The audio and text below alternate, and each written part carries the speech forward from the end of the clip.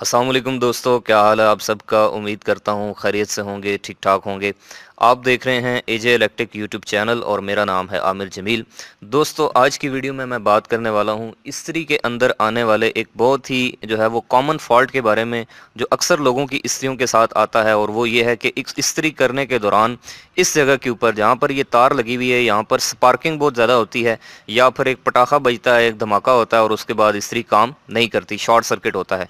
और जब इस स्क्रू को वो खोलते हैं, इस ढकने को खोलते हैं, तो उसके बाद अंदर हर तरफ जो है वो आपको कालक ही कालक नज़र आती है, हर तरफ आग के आसार नज़र आते हैं। तो ऐसा क्यों होता है, इस फॉल्ट की क्या वजूहात हैं और इसको कैसे ठीक किया जाता है, और इस तार को लगाते वक्त हम ऐसी क्या गलती करते हैं जिसकी वजह से इस्त्री के अंदर जो है वो स्पार्किंग होती है, या आग लगती है, या फिर शॉर्ट सर्किट होता है। इस्त्री के साथ भी दोस्तों कुछ ऐसी ही जो है वो दुर्घटना घटी है। तो आज की वीडियो में मैं आपको बताऊंगा कि इस फॉल्ट को कैसे दूर किया जाता है, और इस इस्त्री की तार को लगाने का प्रॉपर तरीका क्या है, और इस्त्री की तार की जो क्वालिटीज़ मार्केट में दस्तयाब हैं उनमें सबसे बेहतर तार कौन सी है और आपको कौन सी परचेज करनी चाहिए। अगर आप चाहते हैं कि आप भी घर बैठे अपनी इस्त्री को खुद मुरम्मत कर सकें, खुद ठीक कर सकें, बगैर उसको दुकान के ऊपर लेके जाए, तो आप ये कंप्लीट वीडियो आज ज़रूर देखें। इससे पहले भी दोस्तों मैं how to repair electric iron के नाम से इस्त्री के ऊपर एक डिटेल्ड वीडियो बना चुका हूं, जिसमें मैंने बताया था कि इस्त्री के अंदर मुमकिन तौर पर कितनी किस्म के फॉल्ट्स आ सकते हैं और उनको आप घर बैठे कैसे ठीक कर सकते हैं, कैसे मुरम्मत कर सकते हैं। तो अगर आपने वो वीडियो नहीं देखी तो आप इस वीडियो की डिस्क्रिप्शन में उस वीडियो का लिंक है, वहाँ पर जाकर क्लिक करके वो वीडियो देख सकते हैं। तो दोस्तों, सबसे पहला काम, सबसे पहला स्टेप ये है कि आपने इस्त्री की बैक साइड के ऊपर ये जो ढकना लगा हुआ है, जो इसका कवर है, इसको इस स्क्रू ड्राइवर की मदद से जो है वो खोल लेना है। कोई भी पेचकस या टेस्टर या स्क्रू ड्राइवर आपके पास हो, उससे आप ये पेच को उतार लेंगे, खोल लेंगे।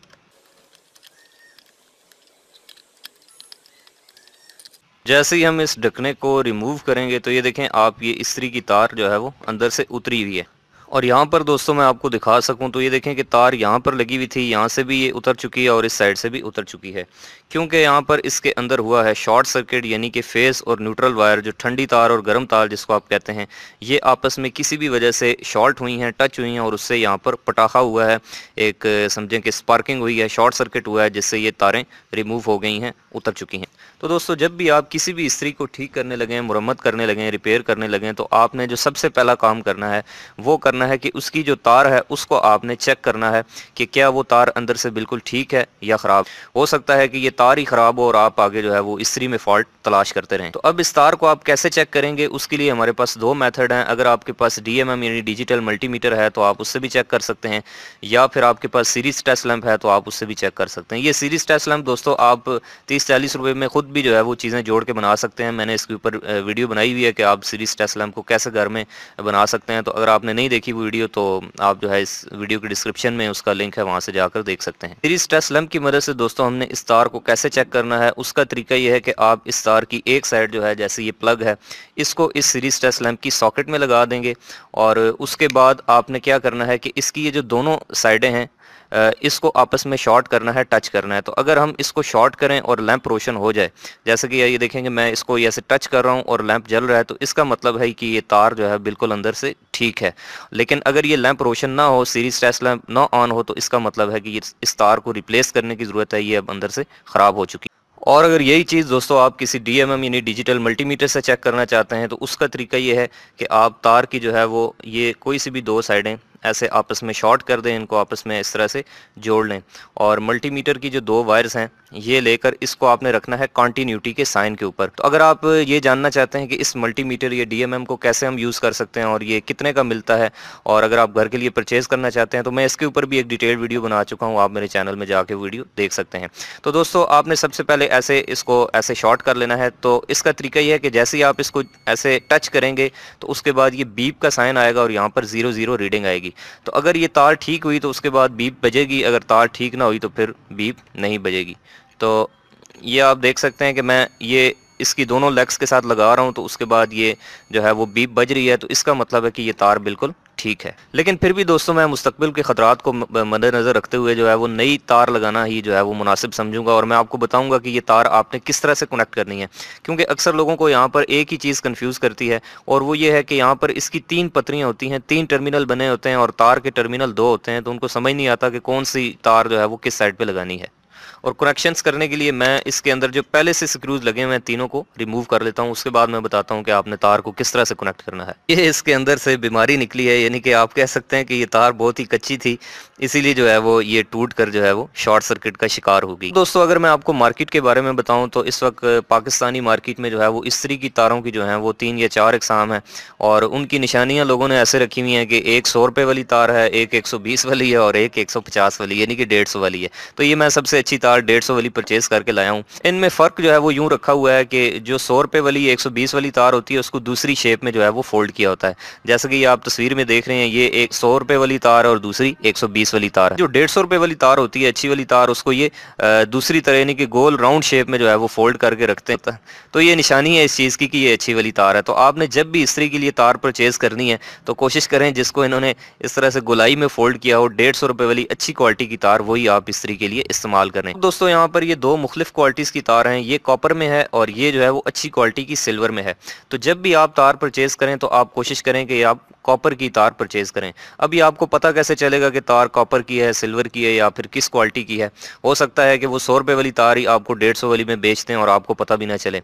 तो दोस्तों किसी भी तार को दुकान के ऊपर ही खड़े खड़े फ़ौरन 10 सेकंड के अंदर चेक करने का एक बहुत ही ज़बरदस्त तरीका है। उसके ऊपर मैं एक वीडियो बना चुका हूं कि आपने कॉपर या सिल्वर को कैसे चेक करना है कि तार जो है वो असली है या नकली है या फिर किस मटेरियल की है। तो अगर आपने वो वीडियो नहीं देखी तो आप ये ऊपर आई का आइकन बना हुआ है, यहाँ पर वो वीडियो देख सकते हैं, या फिर इस वीडियो के डिस्क्रिप्शन में भी उसका लिंक है, वहाँ पर जाकर आप वो वीडियो देख सकते हैं। तो चलिए दोस्तों, सबसे पहले मैं अब इस इस्त्री के साथ ये वाली वायर यूज़ कर लेता हूँ। तो आप यहाँ पर देख सकते हैं कि ये अंदर से इसके जो रेशे नज़र आ रहे हैं, जो कंडक्टर्स नज़र आ रहे हैं, ये सिल्वर के हैं, वाइट कलर के हैं। तो ये एक अच्छी क्वालिटी की सिल्वर की तार है।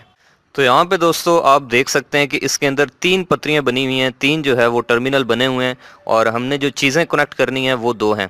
एक तो हमारे पास इस तरह की ये इंडिकेशन लाइट होती है, इसको भी हमने बीच में लगाना होता है, और साथ में हमारे पास ये 2 टर्मिनल होंगे तार के जो हमने लगाने हैं। तो अब ये 4 चीज़ें इन 3 टर्मिनल्स के ऊपर कैसे लगेंगी, चलिए समझ लेते हैं। तो सबसे पहला काम तो ये करना है कि ये जो रबड़ लगी होती है इस तार के साथ, तो इस तार को इस रबड़ में से गुजार लेते हैं।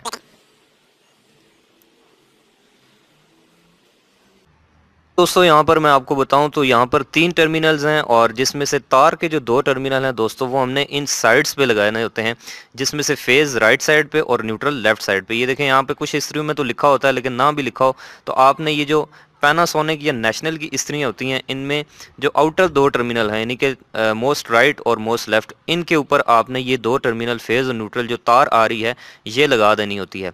और जो ये राइट साइड पे जो 2 टर्मिनल हैं इनके दरमियान आपने ये इंडिकेशन लाइट यानी कि इस बल्ब को कनेक्ट करना होता है। जबकि जो वीको की इस्त्रियाँ होती हैं, जैसे पाकिस्तानी मेड एक कंपनी है वीको, तो अगर आपके पास वो हो तो उसमें थोड़ा सा फ़र्क होता है कनेक्शन का, तो उसके लिए आप मेरी दूसरी वीडियो जो है वो देख सकते हैं। और इसको याद रखने का तरीका ये है कि ये देखें कि जो राइट साइड वाली पतरी है इसके ऊपर 2 सुराख उन्होंने किए हुए हैं, जबकि बाकी दोनों के ऊपर एक एक हैं। तो जिसके ऊपर 2 सुराख हों तो उसका मतलब आपने फ़ौरन समझ जाना है कि उसके ऊपर जो है वो तार भी लगेगी और साथ में इस बल्ब का भी एक टर्मिनल लगेगा। तो मैं एक ही सुराख में दोनों को यूज़ करना चाहता हूँ, क्योंकि दूसरा सुराख जो है वो काफ़ी नीचे लगा हुआ है। तो उसके लिए मैं इन दोनों को जो है वो इस तरह से कॉमन करके इस तरह से एक ही जगह पर लगा के उसके बाद एक ही स्क्रू में से इसको गुजार।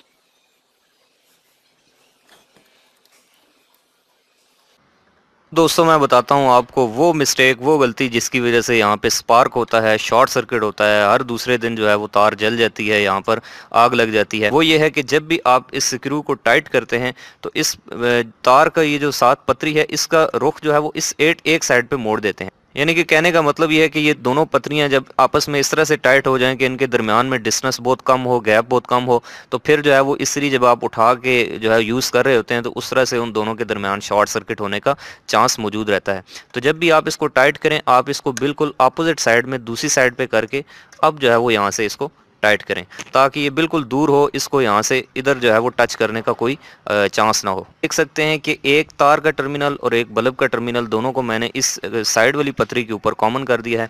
अब इस इंडिकेशन लाइट का जो दूसरा टर्मिनल है ये वाला, ये हम इस सेंटर वाले टर्मिनल के ऊपर लगाकर टाइट करें। और उसके बाद आखिर में ये जो इस तार का दूसरा टर्मिनल रह गया है इसको हम सबसे आखिर वाली पतरी के ऊपर टाइट कर दें। तो अब दोस्तों यहाँ पर आप देख सकते हैं कि मैंने तार की एक साइड की जो पतरी है उसको मोस्ट राइट साइड पे मोड़ दिया है और इसको मोस्ट लेफ्ट साइड पे मोड़ दिया है। तो अब इन दोनों का आपस में शॉर्ट होने का कोई चांस नहीं है। लेकिन फिर भी हम एहतियातन क्या करते हैं कि इस तार को बिल्कुल ऐसे यहाँ पर नहीं रखते, बल्कि ये जो ऊपर ये देखें खाली जगह बनी हुई है, तो ये शायद इसी काम के लिए है कि आप तार को थोड़ा सा इसके अंदर से गुजार के उसके बाद यहाँ पर इस रबड़ को टाइट कर दें। आप देख सकते हैं कि दोनों तारों का जो आपस में डिस्टेंस है वो काफ़ी जो है वो सेफ हद तक चला गया। यहाँ पर शॉर्ट सर्किट होने के या तारों के टच होने के चांसेस जो हैं वो ज़रा कम होंगे। उसके बाद मैं ये इंडिकेशन लाइट की जो कैप है ये इसके ऊपर रख के इस इस्त्री को यहाँ से बंद कर देता हूँ, और उसके बाद से इसका ये जो ढकना है ये लगा के आपको इस्त्री को चला के चेक कराता हूँ कि क्या ये चल रही है या फिर नहीं। तो चलिए अब इस्त्री को टेस्ट कर लेते हैं दोस्तों। उसके लिए मैंने इसकी तार यहाँ पर लगा दी है और अब मैं इस स्विच को ऑन करता हूँ, तो आप देख सकते हैं कि यहाँ पर इस्त्री की जो लाइट है वो ऑन हो चुकी है। और ये लाइट दोस्तों हमेशा याद रखें कि इस 1 वाले जो इसका ये जहाँ पर सेलेक्टर स्विच है ना, यहाँ पर 1, तो इस 1 के ऊपर ये लाइट ऑन होनी चाहिए। इससे पहले जो है इस लाइट को ऑफ हो जाना चाहिए। तो अगर आपकी जो लाइट है ये 1 से पहले ऑन हो जाती है तो आपकी इस्त्री कपड़ों को जलाएगी, ज़्यादा गर्म हो जाएगी। और अगर 1 पे भी नहीं गर्म होती, आगे जाके 3 या 4 पे होती है, तो फिर इसका मतलब है कि अब वो कम गर्म करेगी, बहुत लेट जो है वो आहिस्ता आहिस्ता गर्म होगी।